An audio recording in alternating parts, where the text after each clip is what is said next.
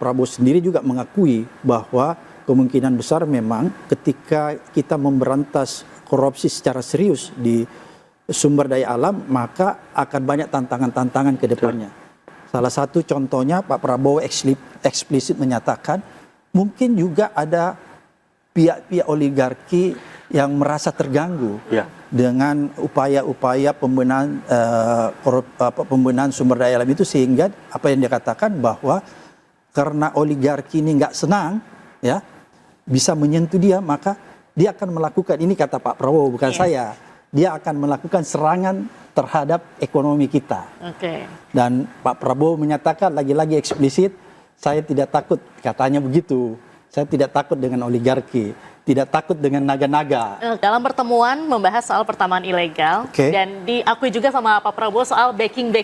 Apa yang disampaikan? Oleh karena itu tadi saya bilang, kalau kita ingin memberantas korupsi di pertambangan, baik dia pertambangan ilegal maupun pertambangan legal, itu rata-rata dia punya backing. Oleh karena itulah kenapa penting memberantas korupsi di tubuh judicial corruption, karena yang membackingi para penambang-penambang ilegal itu biasa datang dari aparat penegak hukum. Oknum polisi kah, oknum jaksa kah, oknum TNI. Oleh karena itu memang harus dilakukan konsentrasi pemberantasan korupsi di tubuh aparat penegak hukum itu. Dan Pak Prabowo sendiri juga mengakui bahwa kemungkinan besar memang ketika kita memberantas korupsi secara serius di sumber daya alam, maka akan banyak tantangan-tantangan ke depannya. Salah satu contohnya Pak Prabowo eksplisit menyatakan mungkin juga ada pihak-pihak oligarki yang merasa terganggu dengan upaya-upaya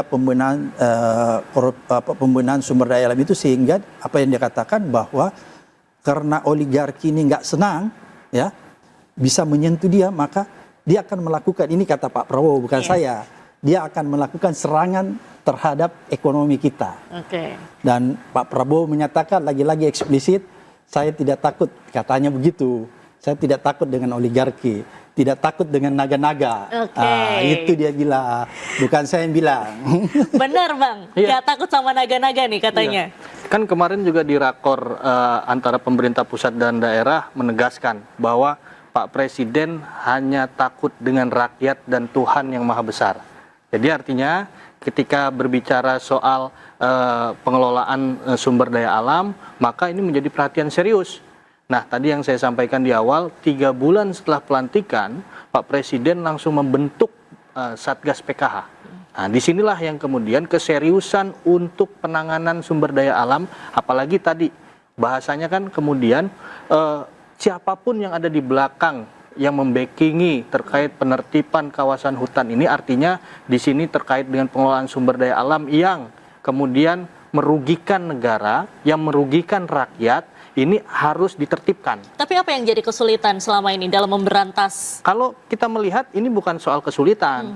Ini 1 tahun ini ya, ini menjadi kado untuk rakyat Indonesia bahwa ada 4 juta hektar yang kemudian dialihfungsikan ke negara, dan ini sebesar-besarnya untuk kepentingan rakyat. Itu satu. Yang kedua, ini ada denda yang memang harus didendakan kepada perusahaan-perusahaan tersebut untuk kepentingan masyarakat yang lebih luas.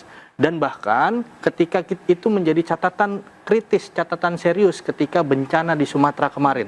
Ada 31 perusahaan yang kemudian menjadi dicabut izinnya. Ini kan menjadi hal yang memang ini harus dilakukan. Bahkan kemarin ketika Pak Presiden di rakor antara pemerintah pusat dan daerah, BUMN pun ini menjadi catatan serius bahwa walaupun pemimpin-pemimpin BUMN itu sudah selesai, ini harus dibenahi tata kelola daripada BUMN itu.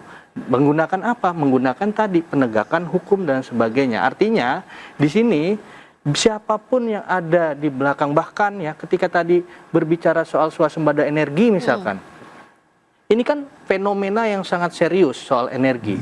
Kalau Tukigidis ini kan berbicara secara filsuf Yunani, siapa yang kuat dia akan memenangkan, siapa yang kalah dia akan tertindas. Nah, dalam posisi ini negara harus kuat. Kuat dalam apa? Tadi terkait dengan energi misalkan. Di Balikpapan sudah dibuat kilang minyak baru untuk peningkatan hampir 100.000 barrel per day. Dan disitulah target yang memang harus dicapai adalah swasembada energi tanpa impor energi. Makanya itu kemudian jadi tantangan tadi kalau kata Kanda Abraham Samad, ini menjadi tantangan serius bagi pemerintah terhadap oligarki yang memang bermain di energi misalkan. Bang Abraham, tambang, oligarki, ini kan juga tidak bisa terlepas dari korupsi. Jawabannya gimana? Ya, makanya kemarin waktu itu kan kenapa sampai berkembang ke arah sana, karena ada pernyataan, ada diskusi ketika Pak Prabowo menyampaikan bahwa kita serius terhadap pemberantasan korupsi di sumber daya alam. Contohnya misalnya kasus korupsi timah ya sudah menyelamatkan uang negara sekian-sekian. Saya langsung bertanya pada saat itu, saya bilang, Pak, pertama kita apresiasi itu timah, tapi menurut saya kasus timah itu belum menyentuh pelaku intelektualnya. Saya bilang karena pelaku intelektualnya itu datang dari oligark dan mungkin juga ada aparat penegak hukum, itu yang disentuh. Makanya mungkin Pak Prabowo merasa agak tersinggung, dia bilang, saya nggak takut. Dia bilang gitu, saya nggak takut dengan para naga itu. Bahkan sebenarnya di dalam pertemuan itu Pak Presiden menyebutkan naga-naga itu, tapi saya tidak boleh menyebutkan di sini. Karena itu etika.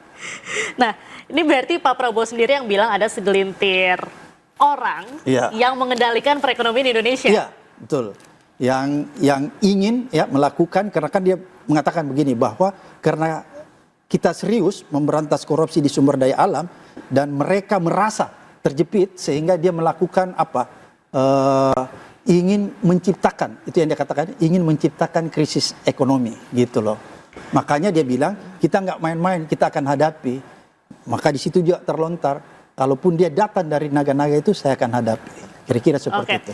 Ini kan baru 1 tahun pemerintahannya Pak Prabowo gitu. Kalau Bang Abraham sendiri melihat ke depannya, apakah memang Pak Prabowo akhirnya akan berani menyentuh langsung nih naga-naga yang tadi disebut atau otak-otak aktor intelektual yang ada di belakangnya ini? Mungkin kita harus lihat dalam perjalanannya, karena saya khawatir setelah pertemuan itu nanti kalau kita tidak ingatkan, makanya saya mengapresiasi ketika misalnya Pak Prabowo mengatakan bahwa pertemuan ini belum selesai, akan kita tindak lanjuti dengan pertemuan berikutnya di Hambalang. Saya sangat menantikan pertemuan itu agar supaya saya bisa menagih janji. Sebenarnya gitu ya. Bahwa Pak, apa sudah diselesaikan tuh janjinya terhadap para naga-naga itu atau para oknum-oknum aparat yang bermain di sektor sumber daya alam. Kira-kira seperti itu. Stay updated. Info terkini masih banyak. Jangan lupa subscribe, like, dan share YouTube official OKZone. Dan selengkapnya ada di okezone.com.